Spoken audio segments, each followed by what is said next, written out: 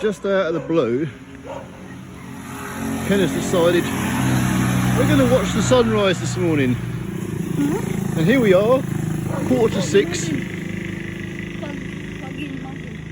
I'm having to use my iPhone here, so whether it's any good or not, I do not know. We've got to cross the road first.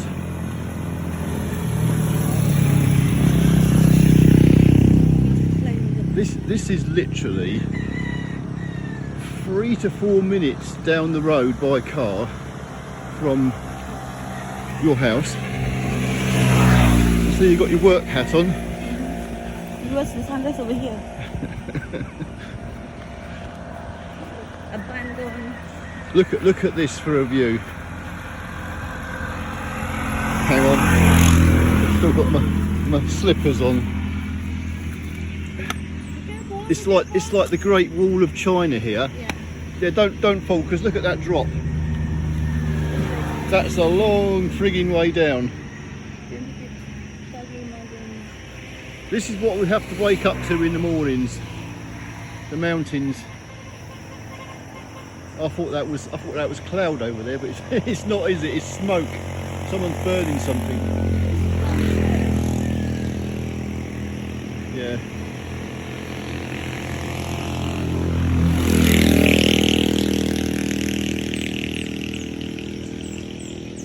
God, blimey. I'll say I'm feeling a bit dizzy up here. Are you afraid of heights? The trouble is...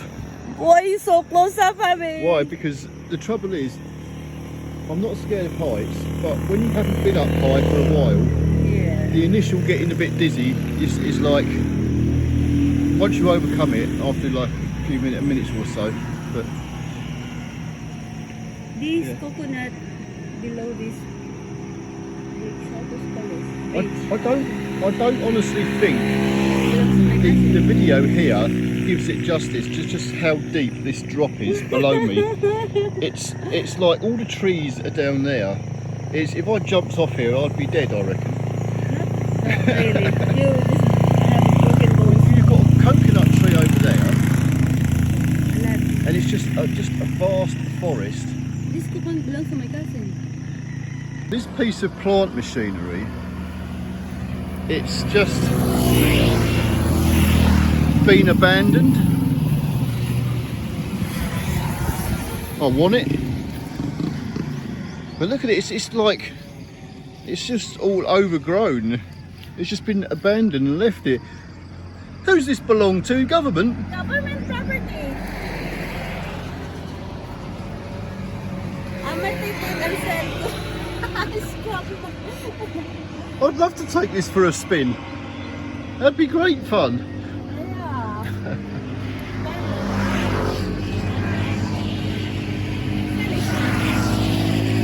I'm still waiting for it. The trouble is there's a bit of cloud cover over there.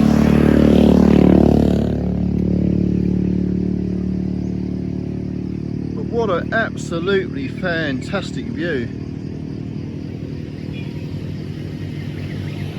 And this is like 2 minutes down the road. It looks like a big Buddha, you know? Oh, there he goes. Like a big Buddha. No idea what he's saying, but it's funny as... Fish, something like that. Right, quick! No, you should have it. Let them go. We've got to get across the road. Here comes the tuk-tuk.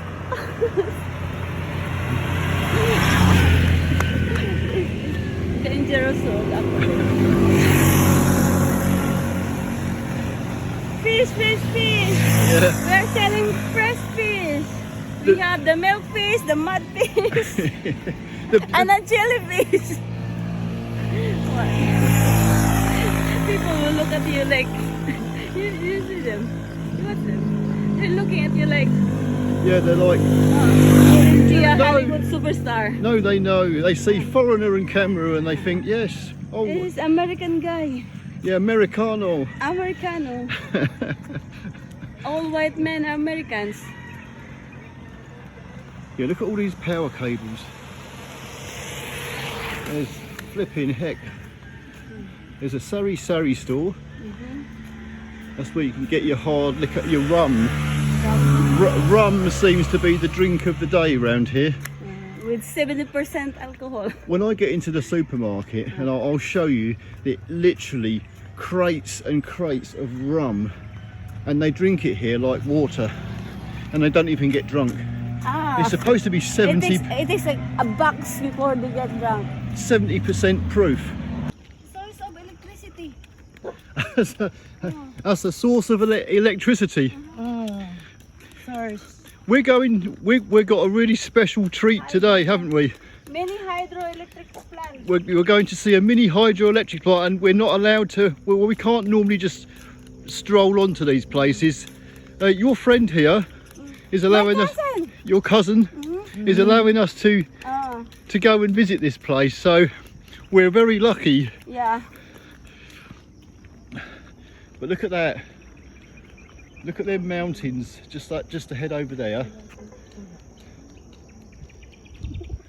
And then there's all mountains behind us. The sun's finally risen. Pity there was a bit of cloud cover this morning. Around this area, you'll see all these electric pylons. It's like absolutely loads of them over there. But there's this little hydro plant where they have this waterfall which powers the electric, I believe. Not that I know a great deal about electricity. So we're going to go and have a look at that. This is all sugarcane. When I get out on the road, I'll get some shots of the lorries carrying all this. There's sugarcane fields everywhere, and all you see is lorry load after lorry load, absolutely packed to the hilt with it. A lot of people work out in these fields, cutting this down every day. Anyway, let me catch up.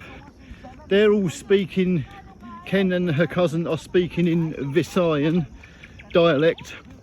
They just go on and on and on. I haven't got a goddamn clue what they're talking about, and I don't think I'd even be able to speak their language. It makes absolutely no sense to me whatsoever. What could you talk about in Visayan? No, we are. She was suggesting that we should have our own solar light. You remember? Yeah. The 200 meters away from home to the highway, we should put like the solar. Oh, I see. Yeah. Yeah. Siga pa to solar nagbutang yung disenyo na. Oh, Oh wow. We're not supposed to be down here. I didn't film it back there, but there's a gatehouse, like a guard there with his shotgun. But he allowed us to come down here because Ken's cousin works here, or she knows him, and he's allowed us access down here. They're pretty tight on security. There was a Because this falls is- over there, a waterfall, but we cannot get close. We're Yeah. supposed to go there though. We can go there if the guard is not so strict. We can come closer to the. Yeah, this is about as close as they'll let us. But oh my god, what a view down there.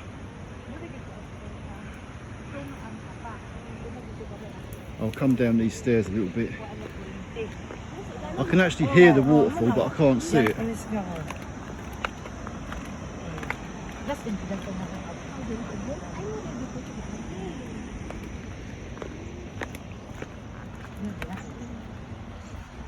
Yeah, this is the hydroelectric plant. Source of current, electric, Mini hydro. mini hydro. It means small. The bigger one is over there. Alright, you can't just wander around this place. It's all private electric company. But yeah, wow. The views are just breathtaking. Ay, padidikin kay sige po helicopter na. That is crystal sugar milling bus. Well, we're heading back home now.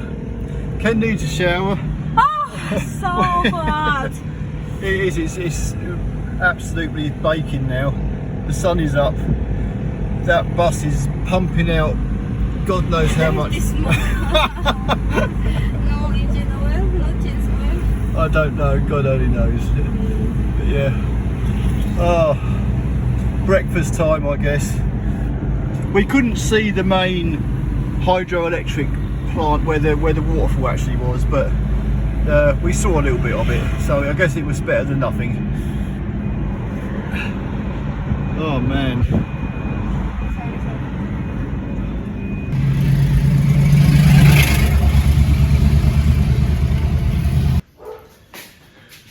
We got work to do today. We're going to fix the car. First things first, I need a hot chocolate.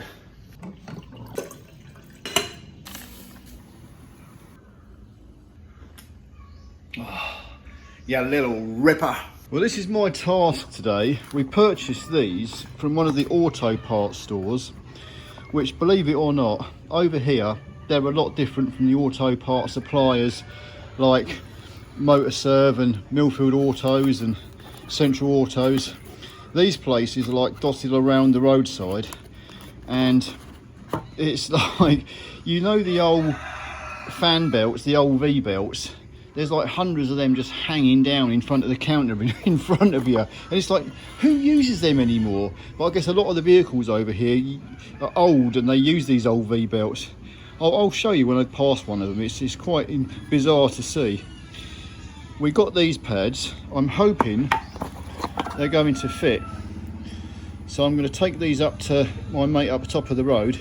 He's got the tools, and hopefully we'll be able to replace them. Where's the car?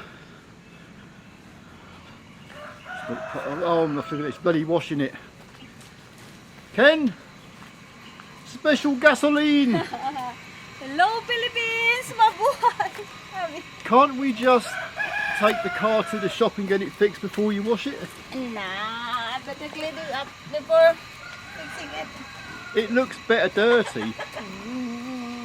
At least it looks like you've been driving it, using it off-road.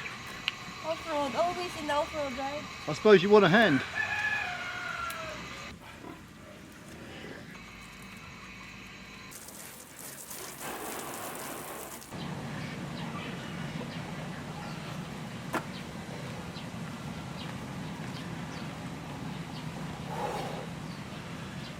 Flipping heck, that's as good as it's going to get. Right, let's get up the repair shop. Change of plan. We're in Philippine time now. Breakfast. Fresh eggs on the farm. That is what I have every single morning now, eggs. And I'll just point out here, I refused to buy eggs back in England because the prices went up so high, and then everybody rushed into Tesco's and bought the bloody lot. There were none there. So I thought, you know what, stuff it, I'm not going to buy them no more. I'm not taking this bullshit. Now we're here, there's so many eggs, I can't eat them. It's like there's thousands of eggs every day. You've either got to sell them or eat them, one of the two. So, there we are, rant over. Right, I'm going to tuck into this. And you want to have some choco? We do need a new whistling kettle, because that kettle doesn't whistle anymore.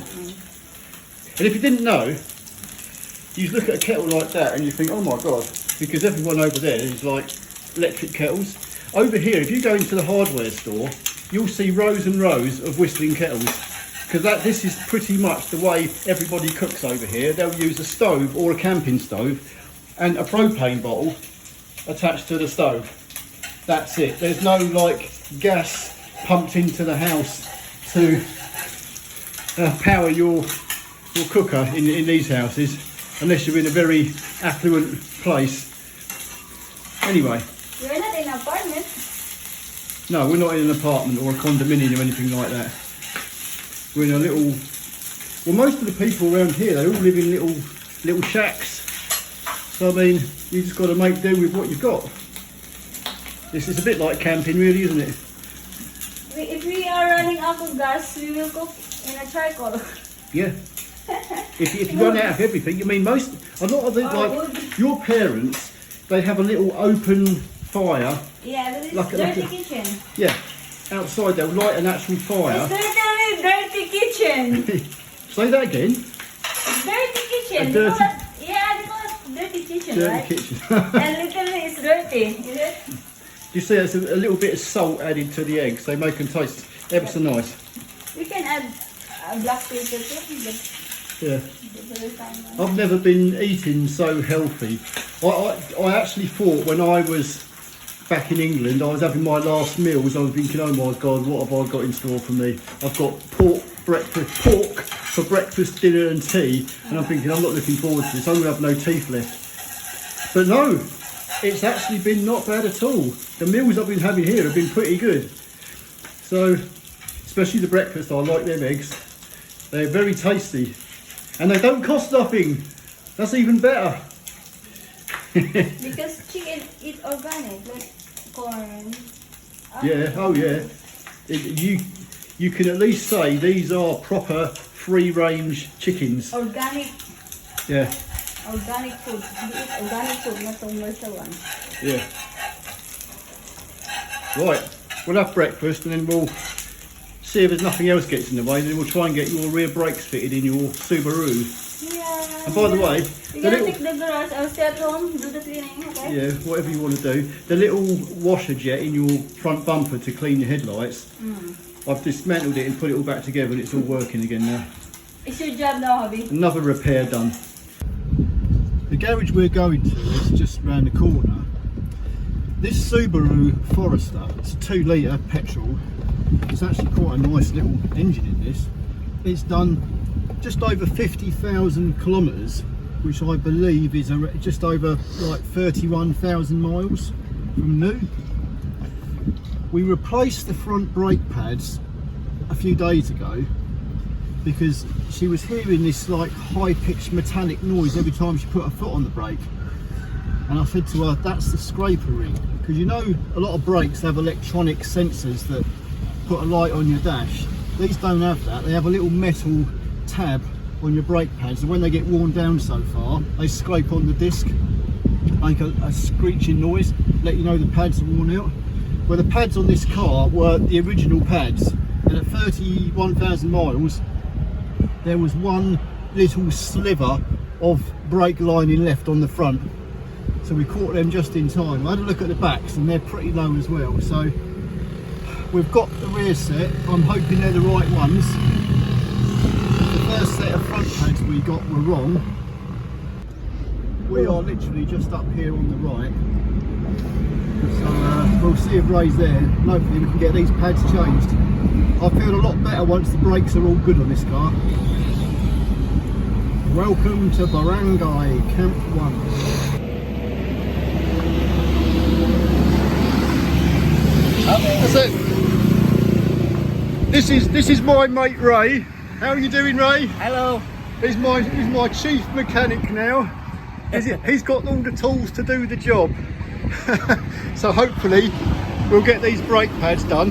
So when this is your little business here, Yeah, you fix just about anything, didn't you? You do tuk-tuks, fix them. I can fix. Yeah, that's it. I mean, people come in here with whatever they're riding, motorbikes, cars, trucks, anything, and you'll fix them. You've got a tyre machine there. Dark got- cylinder, Compressor, compressor, 2 compressor. and I've noticed here, because of the temperature, a lot of these garages are all out in the open, so there's no walls or nothing. This is it. I love his air gun. He's got a really good little air gun to take the wheel nuts off. I say it's not like how it was for me back in England, but over here they just make do with anything they've got, and it's cool. I'm quite enjoying it. Look at this. See the thickness of that airline there? That is really thin. But by God, his gun there, pretty damn powerful.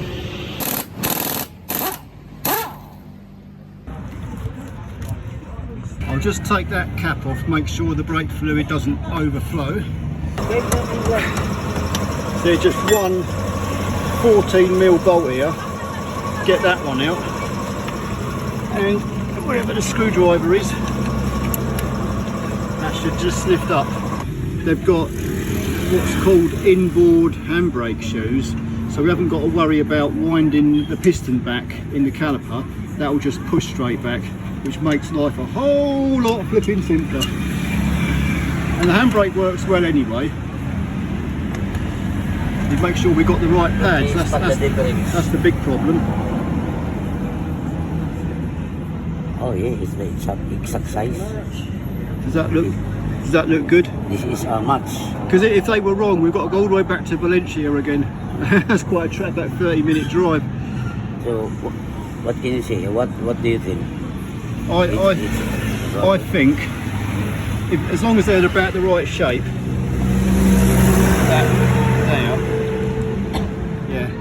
I'd say they're good. Sometimes they're not that tight to push in, that's going. Otherwise we'll have to crack off the bleed nipple and let the fluid come out to make it easier for the piston to go back. These back ones aren't actually that bad.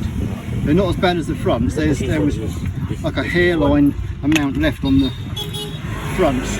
These ain't done bad for 30,000 miles though. Then obviously the original ones when the car was new. There's little garages like this all over the place. Motorbikes for repair, minivans, trucks. If you know the people here, then it makes life so much easier, because you can sort of like, whatever you need, they'll know where to point you. If you don't know anyone, you're on your own. You're going to have a lot of problems trying to navigate everything and whatever you want to do.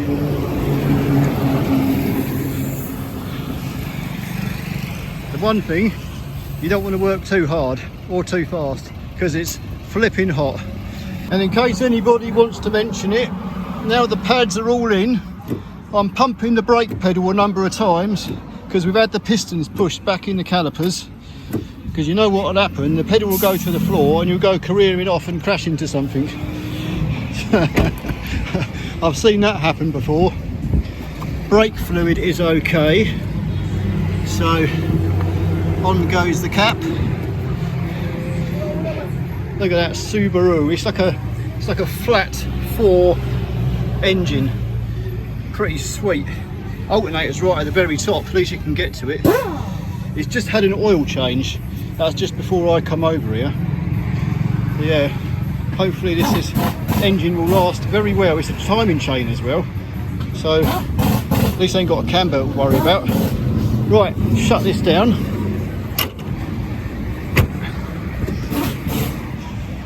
Ray's just finishing off. 2 trolley jacks to jack the car up, because the first one's not going quite high enough, so I've had to put one under the rear suspension arm. But we're all done, fixed. We now have brakes all round. I feel a whole lot better. Thank you, Ray. Okay. What drink do you drink? What alcohol do you like? I like to drink soda. Soda? Soda. Not rum? I was thinking more about a bottle of rum. Rum, I think it's, rum is better not next time. I'm going to get you a drink and I'm going to bring it back to later on today, okay? Anyway, thank you very much, my friend. You're an absolute star. It's okay. Brilliant, thank you. I'll see you again soon. Oh, see you. Thank you, Ray. See you next time. Cheers. I will visit to your house. Yep. The next time the karaoke's on, we'll have a sing and dance. Look forward to it. Okay. Cheers, Ray. So there you go. There's our little one-stop repair shop. Now I've got to navigate getting across the highway and back home. So I better cut the video now because I'm driving.